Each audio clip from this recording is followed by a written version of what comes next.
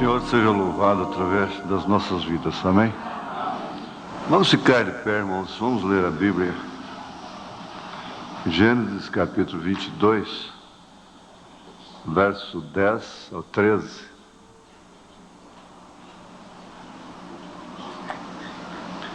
Vocês conhecem bem a história de Abraão e Isaque. E agora Deus pede a Isaque, a Abraão, sacrificar o seu filho. E Abraão não titubeou, não vacilou na fé, e foi mesmo para sacrificar o seu filho.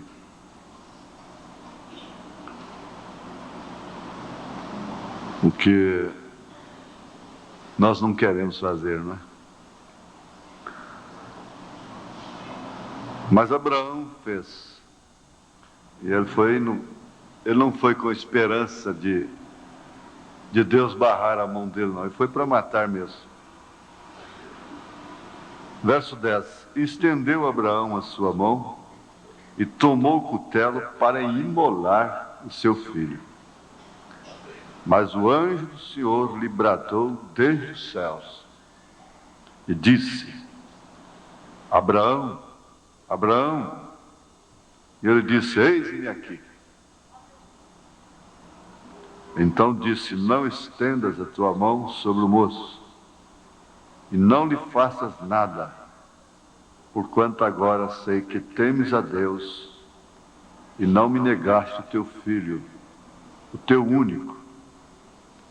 Então levantou Abraão seus olhos e olhou, e eis um carneiro detrás dele, travado pelas suas pontas num mato.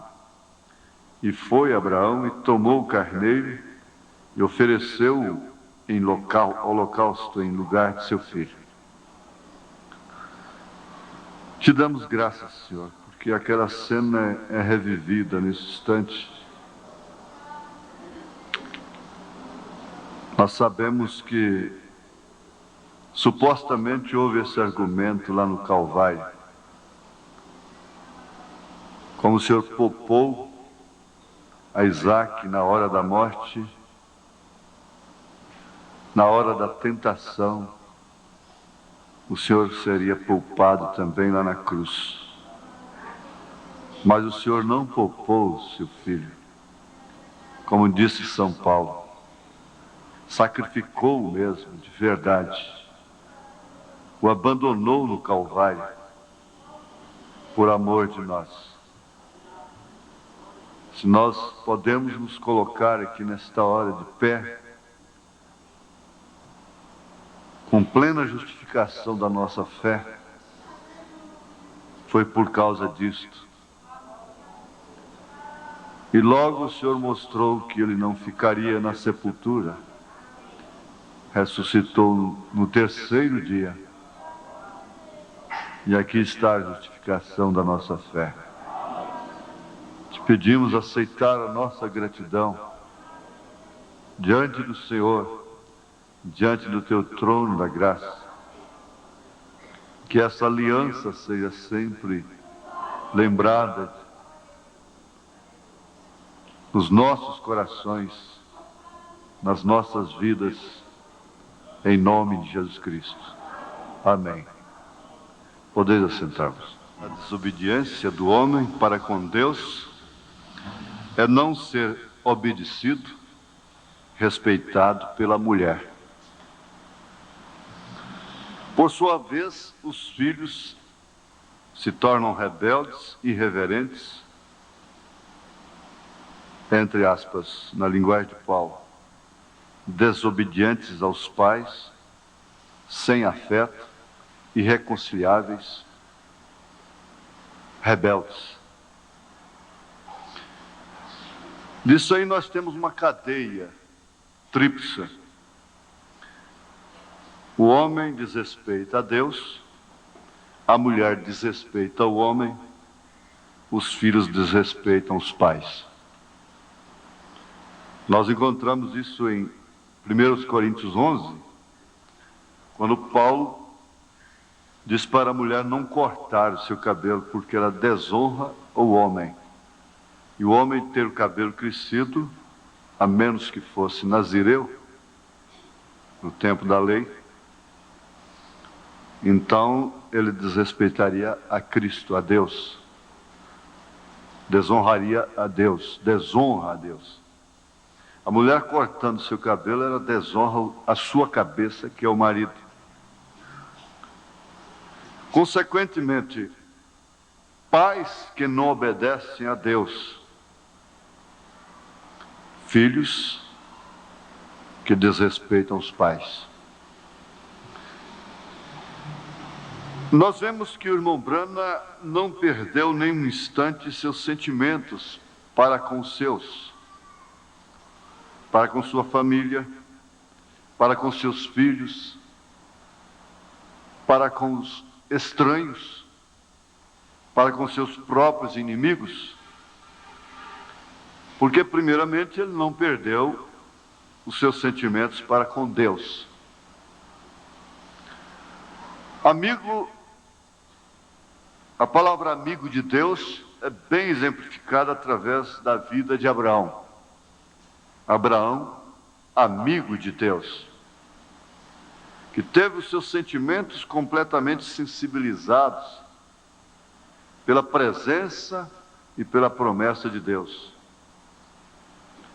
Mas para que isso ficasse patente, selado realmente através de sua vida, e ele ficasse nas Escrituras, no Novo Testamento, como pai da fé, ele não deixou que nem sua mulher, nem seu próprio único filho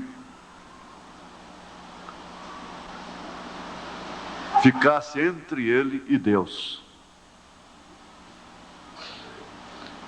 O único filho que é posto entre é Jesus Cristo. Assim mesmo em sacrifício. O filho cordeiro, sacrifício, ele está entre a igreja e Deus.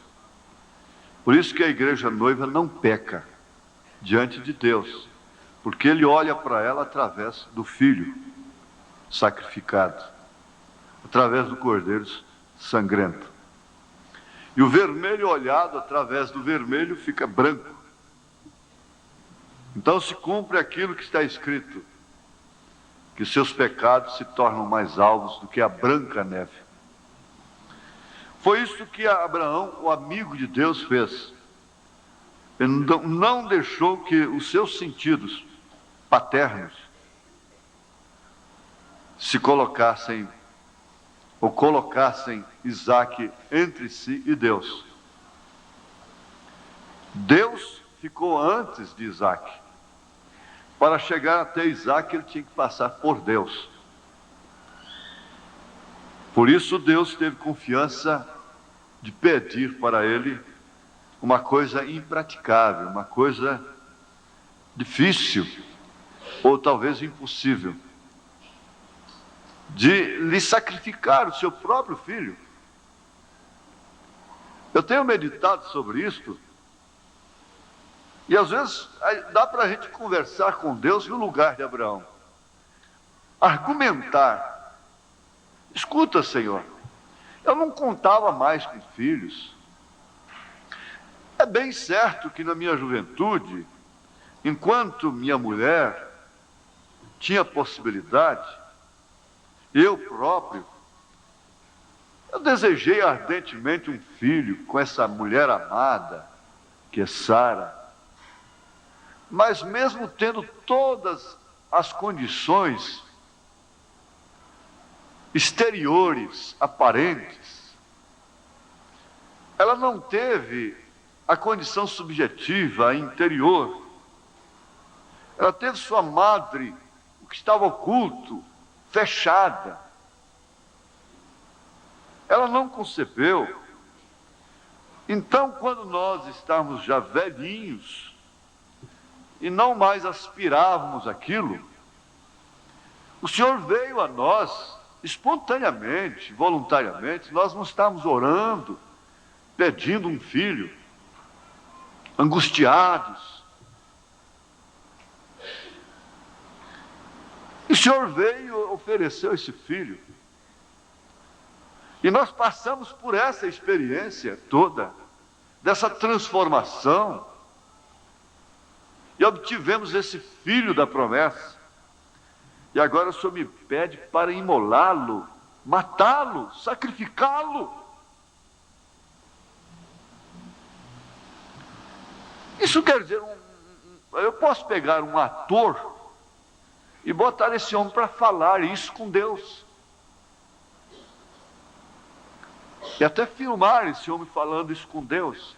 E gritando, não faça isto. No desespero de homem humano.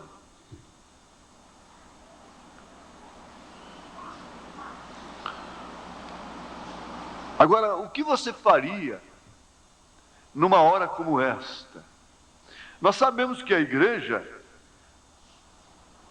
ela vai viver em cada época certa, há tempo para todas as coisas. Eclesiastes 3. E muito especialmente para os eventos de Deus. Ela vai viver em cada época certa aquilo que seus tipos viveram no Velho Testamento. Porque para cada ocasião da igreja há um tipo lá no Velho Testamento. O êxodo lá do Egito está se cumprindo claramente, nitidamente agora, quando Deus envia um profeta e tira o povo da promessa, o povo gentílico, da noiva gentílica, do Egito, que significa as denominações. E nós não sabemos muito bem onde é que nós estamos a essas alturas. Se estamos ali depois do Mar Vermelho, com a Miriam saltando, o movimento pentecostal muito alegre ainda, ou estamos lá nas águas amargosas, estamos passando por Jericó, ou estamos atravessando o Jordão, que significa fazer morrer a si mesmo. O certo é que os sentidos estão aí. Está se repetindo exatamente um tempo, uma ocasião vivida lá no Velho Testamento, por Israel ou por uma pessoa. E sem dúvida alguma eu creio que nós estamos vivendo um tempo da vida de Abraão. Um período que ele viveu. E para mim esse período é exatamente aquele depois que ele recebeu a promessa. E a vida dele ficou mais difícil. Porque passaram 25 anos para ele receber o cumprimento da promessa. Ele só ia se definhando. Acabando cada dia que passava, ele esgotava mais as possibilidades próprias. E não é outra coisa que está acontecendo com a igreja de Jesus Cristo.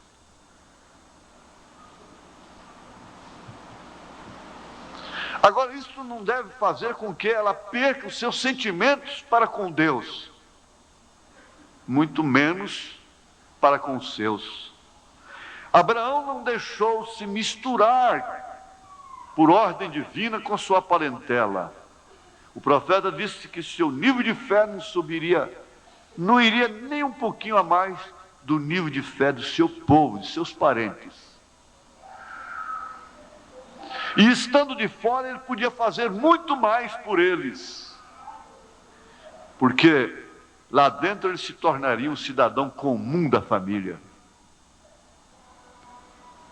Você sabe que isso é verdade. O pastor muito comum, que está batendo na porta de cada um todo dia, comendo docinho e coisa e tal. Nós temos visto isso na experiência desses anos todos. A hora que precisa mesmo dele, ele é um cidadão comum, muito comum. E tudo que ele fala no púlpito, ele viu lá na casa do crente. É porque ele viu. E às vezes até a sua oração não serve muito, os seus conselhos não servem muito, e às vezes os crentes ficam buscando conselhos de pastores estranhos, que não conhecem as suas vidas. E a profecia do púlpito perde muito o seu valor, porque a vida está muito conhecida, muito badalada,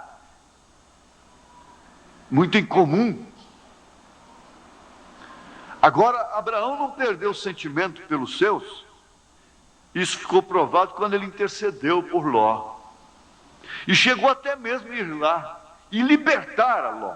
Ele não foi se comprometer a sua fé. Ele realizou aquela libertação e voltou vitorioso. E tomou a ceia de Melquisedeque. É claro que o verdadeiro sentimento, orientado, ordenado por Deus, não pode ser entendido. O que nós acabamos de comentar aqui com esse jovem, às vezes a pessoa se torna mística. Isso quer dizer, ela tem comportamentos que não podem ser entendidos. Isto porque a sua mãe, filho, filha, o seu pai tem Deus antes de você. Deus está entre você e seu pai, entre você e sua mãe, como estava entre Abraão e Isaque. Agora, se aqui estivesse pelo afeto, pela razão, pela paternidade, Abraão, Isaque, Deus, Abraão nunca teria deixado esta escritura para nós. Ele nunca teria deixado esse exemplo, essas pegadas. O que é muito difícil, porque os nossos próprios sentidos condicionam a maneira de sermos arrebatados, a maneira de sermos salvos. E a maneira de Deus não pode ser condicionada pela sociedade, pelos sentidos, pelos afetos maternais, carnais, paternais, sociais, eclesiásticos. Eu sei que é uma linguagem profunda, difícil até, mas ela é verdadeira. Deus é incomum, por isso a fé é incomum. A fé comum, misturada, ela é uma fé fraca, é um sal insípido. Mas a pessoa que é requerida na hora certa, que entra em cena na hora certa, no seu devido tempo, ela realiza com perfeição o seu papel. Essa não é a minha hora de falar. Essa não é a hora para mim agir. Você não chama um pedreiro de acabamento quando a sua construção ainda está no alicerce. O que ele vai fazer lá? Ele tem que ficar de braços cruzados, esperando a construção chegar na hora certa para ele entrar em cena, colocar os azulejos. E nessa construção do edifício de Deus, ele faz a mesma coisa. E às vezes nós nos confundimos nessa jornada, justamente por não termos uma noção real da fase que nós estamos vivendo, a fase presente do nosso ministério, a fase presente da nossa vida. Se você analisar, você vai encontrá-la no Velho Testamento.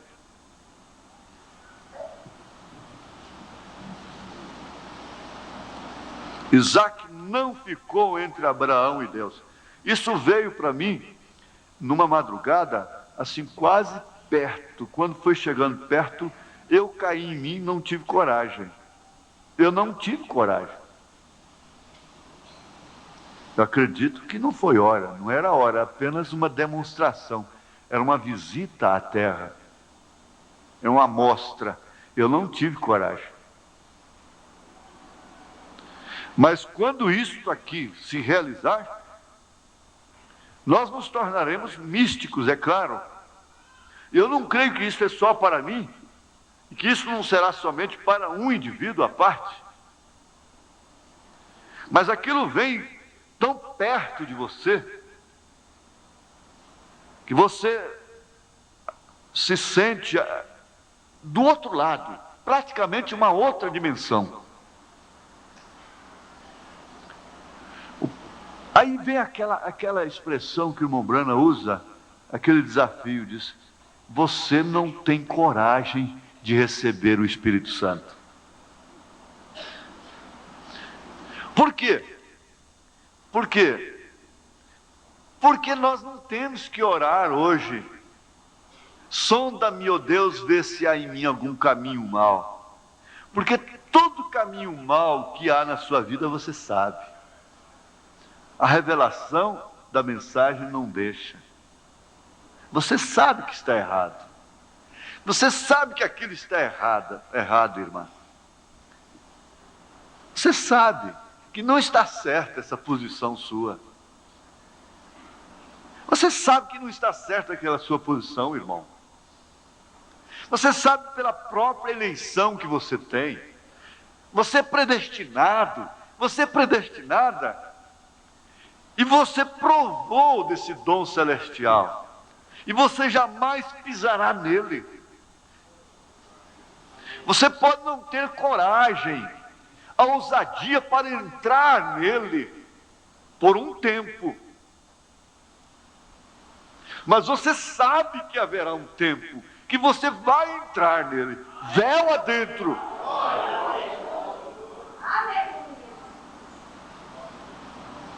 Então, nós não seremos entendidos. Abraão não pôde explicar aquilo a Sara, a Bíblia não registra isso, que ele foi tomar uma satisfação com Sara. Eu não sei se Sara teria o mesmo comportamento de Abraão, como mãe. Escuta, querida, Deus está pedindo Isaac. Sorrindo, alegre, feliz. Eu vou sacrificá-lo, porque Deus pediu. Nós não sabemos realmente o que ela faria. Você se põe no lugar dela. E lembra da irmã Meda, lá quando o irmão Brana queria entregar a Rebeca. Quando ela começou a aprender a tocar rock, ele disse: essa menina está morrendo, vamos encomendar a sua alma. Você tem que entender que quando seus dedinhos batem ali para fazer esse ritmo, você está morrendo. Seja dentro da igreja, seja onde for, a morte está ali.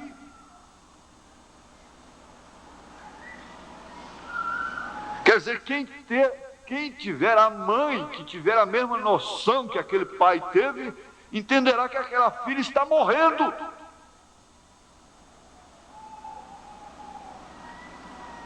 Mas foi tão custoso a irmã Meda consentir. E ela estava optando pelo lado certo. Parece que o irmão Brana estava errado, queria deixar a menina ir, soltá-la, entregá-la. E ela não vai não. Essa não é a maneira de salvar. Aquele ali era o poder da palavra falada. Ali estava a pedra de coroa. Ele disse para ela, argumentou com ela. Pessoas viajam milhares de milhas para falar e pegar uma palavra comigo. Agora, porque eu sou comum para você, não é? Eu como com você, eu durmo com você. Você conhece os meus arrotos? Você lava a minha roupa? Você passa a minha roupa? Você pode até bater a porta em mim.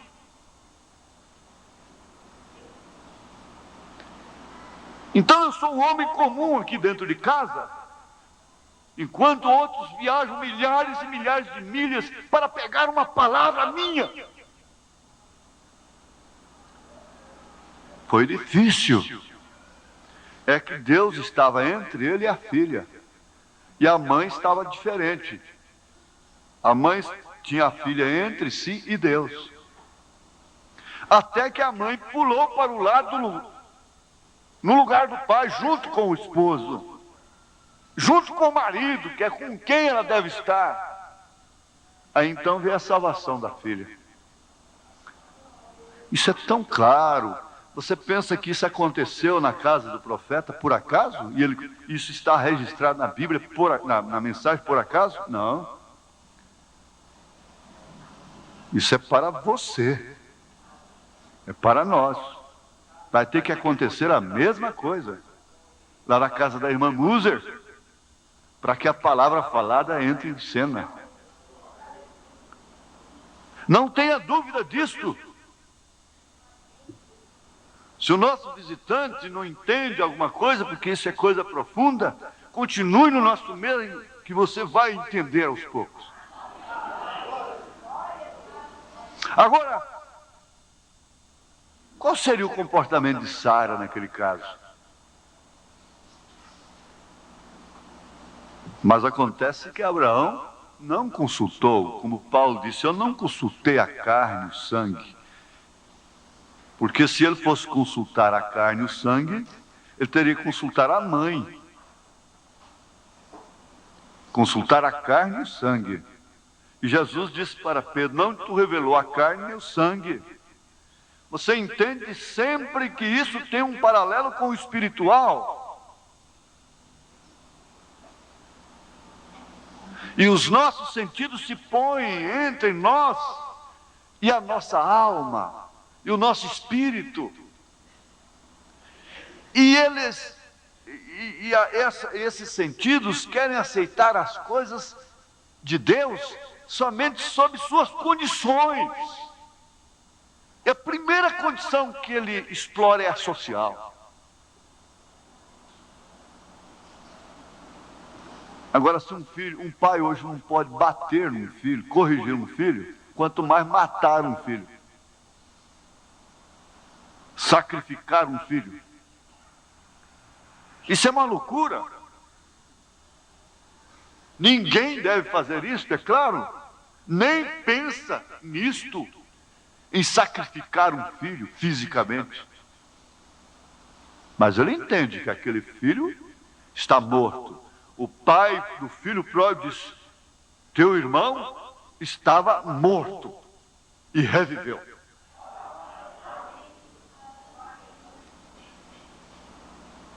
Essa menina está morrendo. Teu irmão estava morto e reviveu. Sair da palavra, sair da mensagem, sair da comunhão é morte.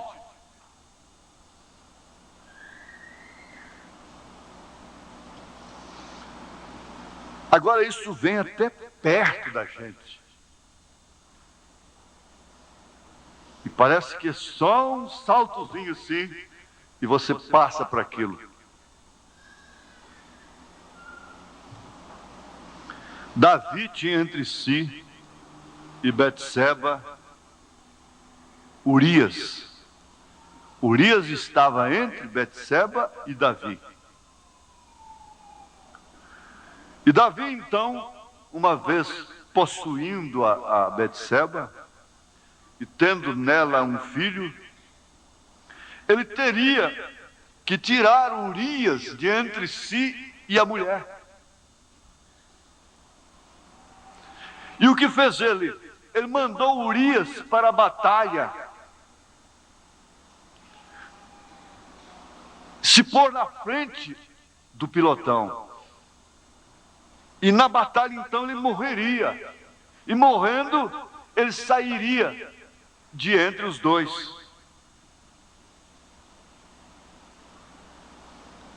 Urias aqui para mim representa a carne que tem que morrer, que está entre nós e Deus.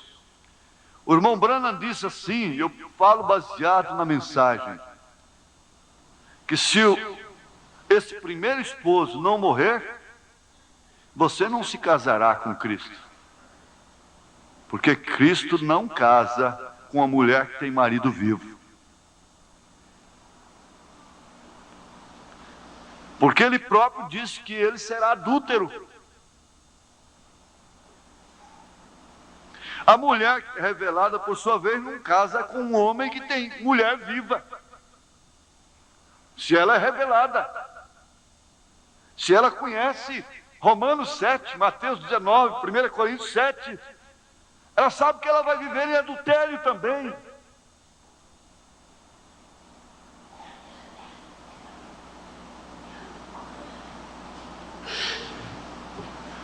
Então o irmão Branham disse que esse primeiro esposo tem que morrer. Essa bagagem denominacional tem que morrer. Esse domínio mundano tem que morrer. Você tem que ficar livre para ter o outro marido, que é Cristo. Então Urias teve que morrer, exatamente na batalha.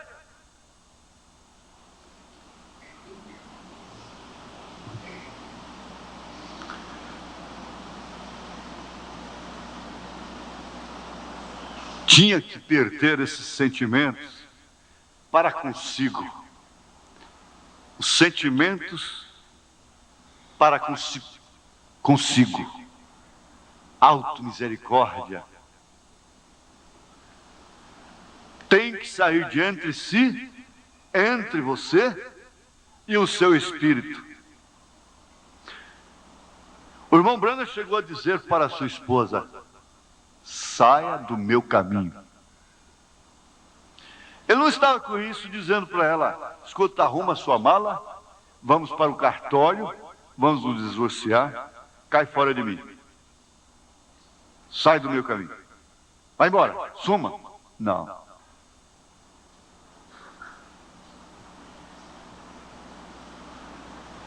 Ele nunca faria isto. Ele estava dizendo: saia do meu caminho, quando ela se pôs, queria se colocar entre ele e Deus.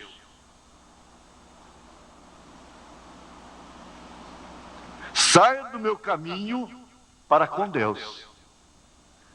Quando eu estico a minha mão, levanto o meu braço, eu não posso pegar em você primeiro, eu tenho que tocar em Deus primeiro.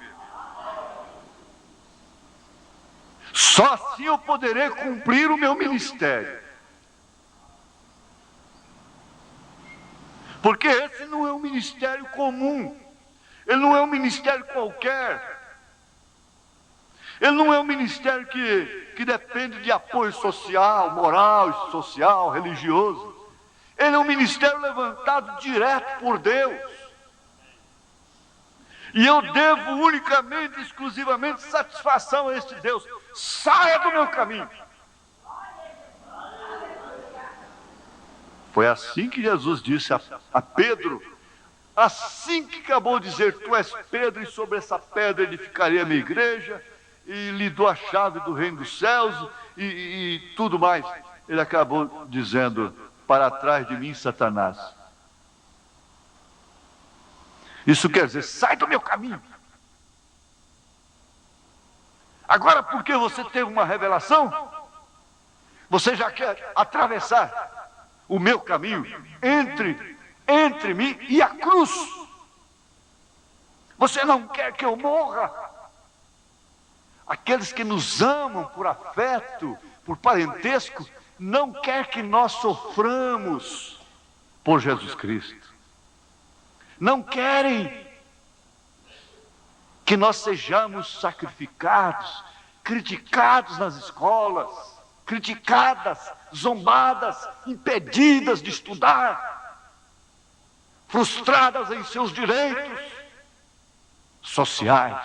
Não querem que elas morram nas arenas.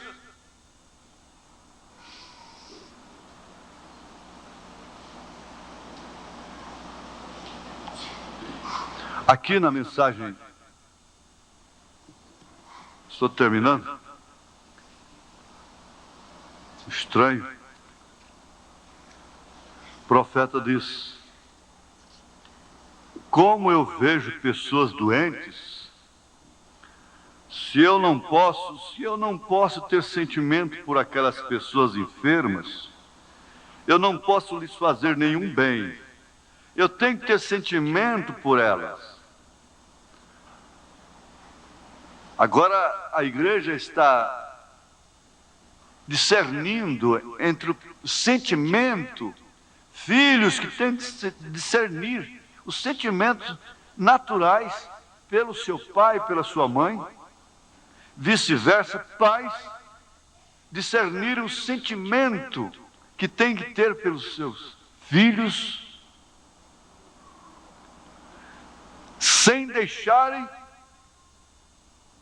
que eles entrem entre si e Deus. A diferença está só nisto e em tudo isto.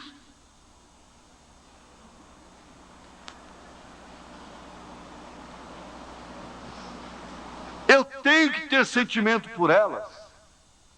Eu tenho que ter sentimento pelas pessoas. Mas esse sentimento deve me aproximar mais de Deus, me levar mais a buscar a Deus, me aproximar mais de Deus. Ele disse: irmãos, eu tenho que me separar de vocês, porque eu preciso escutar a sua voz.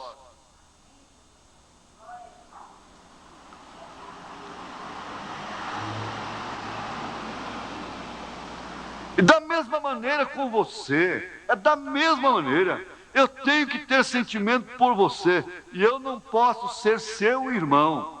Se você não pode ter um sentimento cristão por uma irmã, simplesmente por causa do desafeto que ela fez para você. Se você não pode ter sentimento de irmão para um irmão, porque ele não cai na sua simpatia. Veja como estão as coisas todas atravessadas. Está vendo? Eu tenho que ter sentimento por você. E faço isto. Deus sabe que isto é verdade. Mas esse sentimento nunca pode colocar as pessoas entre mim e Deus. Porque eu só posso ajudá-las se eu estiver com Deus entre mim e elas. Você é um pregador do Evangelho também, e você está aqui por uma boa causa. Você não está doente, você está em necessidade e você quer um avivamento pentecostal para começar em sua igreja. Todos nós queremos isso. Vamos todos ficar de pé.